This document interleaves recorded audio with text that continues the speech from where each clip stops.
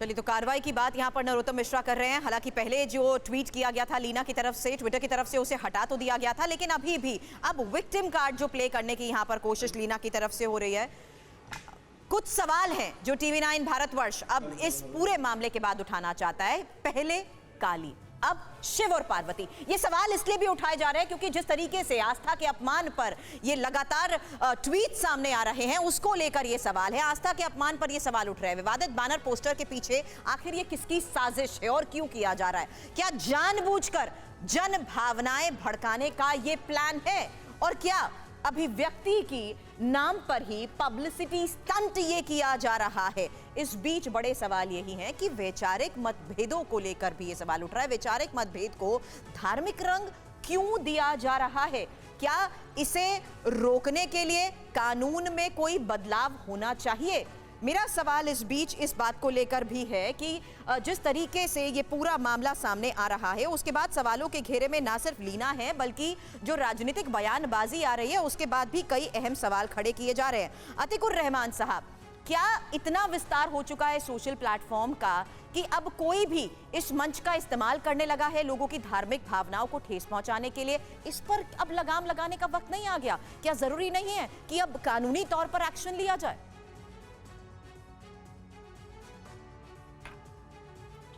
सुरभि जी, social media platform, आप मुझे सुन पा रही है सुरभि जी? बिल्कुल सुन पा रही हूँ सर, बोलिए। सोशल मीडिया जो प्लेटफॉर्म है, ये एक ऐसा छुरा बन गया है, ऐसा हथियार बन गया है जो दो तरीके से इस्तेमाल किया जा सकता है। या तो एक सर्जन नाइफ और या एक बहुत बड़ा फ्रैंकेनस्टीन। बिल्कुल बेहद से बाहर हो गया है, कंट्रोल से बाहर हो गया है। सरकारें भी परेशान हैं।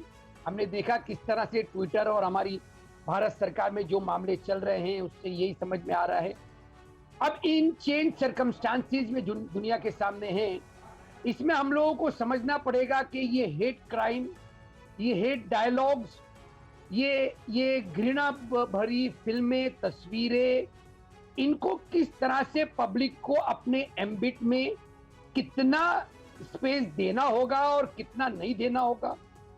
हमारी पुलिस, हमारी सरकारें किस तरह से इसको डील करती रहेंगी, क्योंकि मैं ये समझ रहा हूँ पिछले 8-10 दिनों में जो ये सब मामले आए कि ये आग में घी डालने का काम हम करते हैं।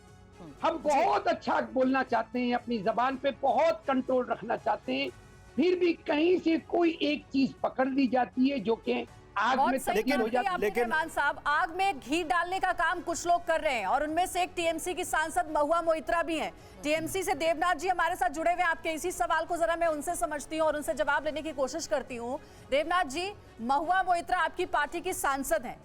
मां काली को लेकर के उन्होंने क्या बयान दिया, ये आपको भी बहुत अच्छे से पता है और सबको पता है। उसके बाद भी आपकी पार्टी की तरफ से कोई कार्रवाई नहीं हुई। अगर लीना जैसे लोग सस्ती लोकप्रियता के लिए इस तरीके के पोस्ट करते हैं, इस तरीके की घटनाएं सामने आती हैं, तो क्या आपकी पार्टी के नेता इसीलिए कि उन्हें प्रमोट करेंगे? मैडम, उससे पहले मैं 2-3 लाइन मैं बोलना चाहता हूँ। आपको आंसर मैं जरूर दूंगा। मैं माँ काली का सब्जेक्ट को लेकर आज चर्चा चल रहा है सुबह सुबह, मैं इसलिए मैं आपको कहना चाहता हूँ और TV9 के माध्यम से पूरे देशवासी को एक बार माँ काली को फिर से मैं स्मरण करना चाहता हूँ। ओम काली काली महाकाली, काली के पापों निकाल राती मोहराती, नारायण नमस्तुते। ओम सर्वंग मंगल शिवे सर्वार्थ साधिके शरण्यतम के गौरी, नारायण नमस्तुते। ओम रींग टींग कल्लई नमो। देखिए, महुआ मोइत्रा का जो बयान है उसने पार्टी अनुमोदन नहीं दिया। और एक बात है, आपको समझना चाहिए, महाकाली का दोनों तरफ से पूजा होता है। एक तंत्र साधना में बोली दिया जाता है, लेकिन महाकाली महाशक्ति, आदिशक्ति, महामाया, दौसो महाविद्या, महाकाली माता मांग। अरे सर, आपको बहुत कुछ पता है, आपको काली माँ के कई मंत्र भी पता है, लेकिन महुआ मोइत्रा को आपने सिखाया नहीं। कार्रवाई कर देते तो कम से कम लोगों को लगता है कि धार्मिक भावनाएं नहीं आप ठेस पहुंचा रहे हैं। कार्रवाई के बारे में बोलूंगा मैं, आपको पहले सुनना चाहिए। तंत्र साधना में बोली दिया जाता है, लेकिन शैव मत में, वैष्णव मत में इसके कोई बोली नहीं दिया जाता है। आप साधना की बात कर रहे हैं और आपकी पार्टी की सांसद मजाक उड़ा रही है, धार्मिक भावनाओं को ठेस पहुंचा रही है। पार्टी अनुमोदन नहीं दिया और महुआ मोइत्रा जो बोला वो तंत्र साधना में होता है, इसलिए उन्होंने कहा। तो महुआ मोइत्रा ने कहा कि वो तंत्र साधना में विश्वास करती हैं। लेकिन महुआ मोइत्रा ने ये कहा कि वो तंत्र साधना में विश्वास करती हैं। माता को नहीं दिया जाता है मांस और शराब, और काली माता शराब भी नहीं पीते हैं। शहजाद ऐसा क्यों है कि नुपुर शर्मा ने एक बयान दिया और आपकी पार्टी ने एक्शन लिया, कार्रवाई की, और इसका सबने स्वागत किया। टीएमसी ने भी कहा कि और ज्यादा कार्रवाई करिए, जेल में डालिए नुपुर शर्मा को। और महुआ मोइत्रा का वो पर्सनल बयान है, वो तंत्र साधना के हमें मंत्र और उदाहरण दिए जा रहे हैं, लेकिन कार्रवाई का सवाल जब पूछा जा रहा है तो स्किप किया जा रहा है। ऐसा क्यों? नुपुर शर्मा के लिए आप कार्रवाई की मांग करते हैं, लेकिन महुआ मोइत्रा को आप एक क्लीन चिट देते हैं पर्सनल एक्सप्रेशन के नाम पे, फ्रीडम ऑफ स्पीच के नाम पे।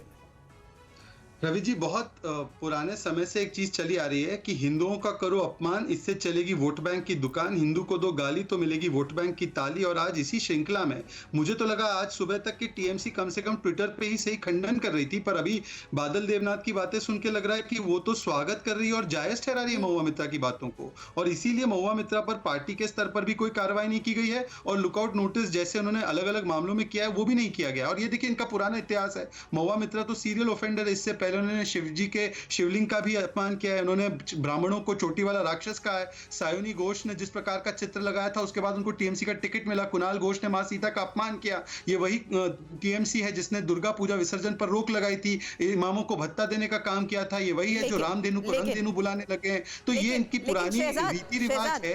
मैं यहाँ पर उनके उस ट्वीट का भी बारे में बताना चाहूंगी, और इसको लेकर मेरा सवाल हमारे अगले मेहमान से भी है। हरिशंकर जी, क्या आप इस तर्क से सहमत हैं जहां महुआ मित्रा ये कहती हैं कि मैंने किसी तरह के मांस खाने वाली बात नहीं की है, ना इसे स्वीकारता दी है, ना इसको प्रमोट करने की कोशिश की है। मैंने तो सिर्फ इतनी बात कही है अपने माध्यम से कि तारापीठ में मां के पास जाइए, वहां उन्हें भोग के रूप में क्या कुछ खाने और पीने के लिए दिया जाता है प्रसाद के तौर पर, जरा पहले जाकर वो देख लीजिए। देखिए सुरभि जी, बात यह है कि मैं एक दो बातें आपके प्रश्न से हटकर भी कहना चाहूंगा। सबसे पहली बात यह है कि सोशल मीडिया प्लेटफॉर्म्स के बारे में जो बात आपने भी कही और दूसरे एक प्रवक्ता ने भी कही, अतीकुर रहमान साहब ने, उसके बारे में मैं साफ कह देना चाहता हूं। सोशल मीडिया पर वो चलाया जाता है जो न्यूज चैनल्स के ऊपर पहले दिखाया जाता है। क्रिया की प्रतिक्रिया होती है, ये सीधा सीधा कहीं नहीं चलाया जाता। एक बात को ये समझ लीजिए, न्यूज चैनल पर वो दिखाया जाता है जो हकीकत में सोशल प्लेटफॉर्म पर मैसेजिंग करने की कोशिश की जाती है। अगर उसको सामने नहीं रखेंगे तो पीछे से क्या हो रहा है ये कैसे पता लगेगा? क्या ये साजिश का हिस्सा है? क्या ये कोई प्लानिंग है? इसको लेकर तो सवाल उठाएंगे ना सर। ठीक है, ठीक है। अब जहां तक महुआ मित्रा की बात है, अभी ये अपने साथी जो हैं बीजेपी के प्रवक्ता जो हैं, उन्होंने महुआ मित्रा को सीनियर ऑफेंडर बता दिया है। मैं समझता हूं कि इस संसद के अंदर अगर कहीं कुछ चंद प्रमुख प्रवक्ता हैं और मुखर बात कहने वाले हैं, उसमें महुआ मित्रा का, उनका हमें सम्मान करना चाहिए।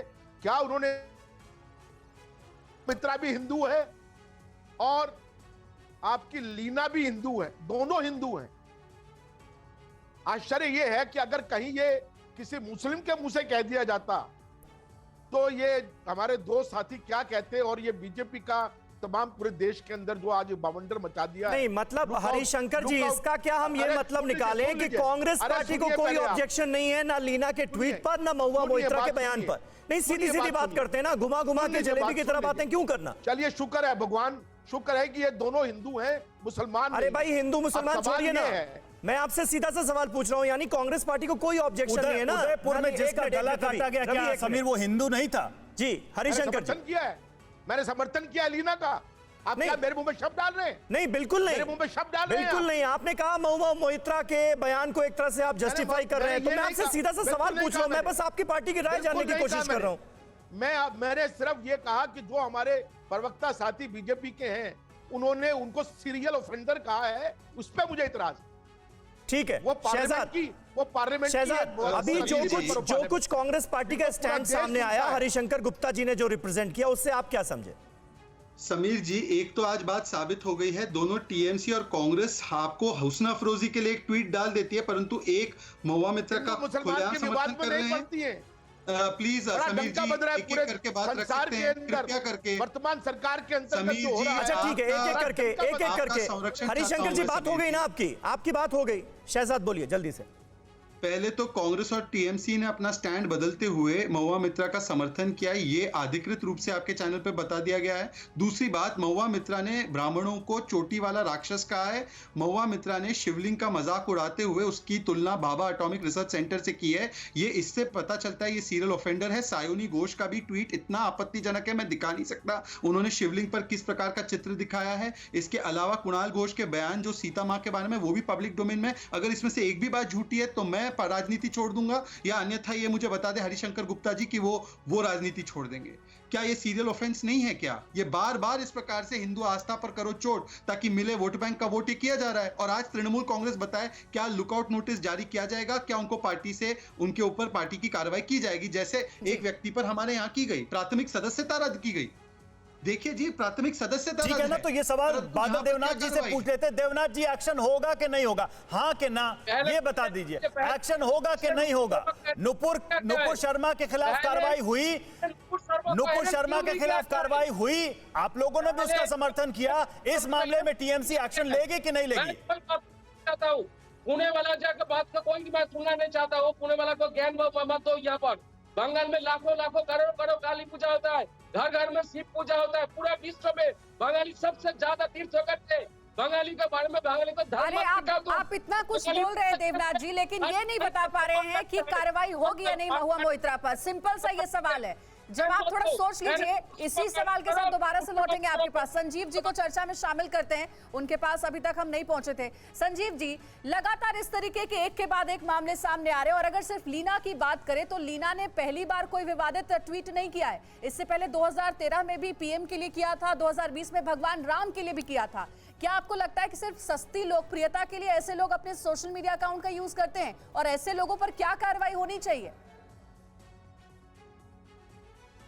देखिए, कभी लीना होगी, कभी कोई चित्शी होगा, कभी कोई वेल्डिंग करने वाला होगा, या कभी कोई सेब बेचने वाला होगा। मुझे दिनकर की वो 4 लाइनें साक्षात चरितार्थ होती दिखती हैं। क्षमा शोभती उस भुजंग को जिसके पास गरल हो, उसको क्या जो दंतहीन विष रहित विनीत सरल हो। अरे कमाल हो गया। एक समाज, एक जाति के लोग 4 बातों को चरितार्थ करते हैं, उसको सही ठहराते हैं। एक छोटी सी बच्ची तो उसके लिए गर्दन काट दी जाती है और वीडियो बना ली जाती है। परंतु एक स्कूल ऑफ थॉट लगातार ऐसी पिक्चरें, ऐसी सीरीज, ऐसी घटनाओं को कार्यान्वित करता है और फिर आंखें दिखाता है। क्या बात है ये?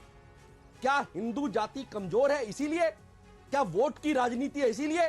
क्या कोई बात नहीं है, सर्वे भवन्तु सुखिना? क्या इस लाइन को कार्यान्वित समझते हैं? क्या यही बात है? अष्टादश पुराणेषु व्यासस्य वचनोद्यम परोपकारा पुण्याय पापाय परपीड़नम, इस धारा को पकड़ के चरने वाले क्या इसीलिए दबाए जाते हैं? कानून को अपना काम करना चाहिए ना। आप बतौर वकील यहाँ बैठे हुए हैं संजीव जी। संजीव जी, कानून अपना ढंग से अगर काम करे तो ऐसी नौबत ही ना आए। एक थॉट ये भी है, क्या वहां दिक्कत हो रही है क्या? दो बातें देखिए, 2 बातें आपने बिल्कुल ठीक कहा। समाज भी अपने आप में रिस्पॉन्सिबल होगा या नहीं होगा, यह मानसिकता कहां से पैदा हो रही है? जुम्मे की नमाज के बाद पत्थर फेंकना, किसी की गर्दन काट देना, उसकी वीडियो बना लेना। हाँ, CrPC, IPC, Indian evidence act 1872, 1901, 1971, 1871 इतने पुराने कानून हैं, उनके लिए भी सख्ती से करना चाहिए समाज, सरकार को। यह भी उतना इंपॉर्टेंट है। ठीक है, कानून को और ज्यादा सख्त बनाए जाने की जरूरत है, आप ये कह रहे हैं इस तरह के मामलों में।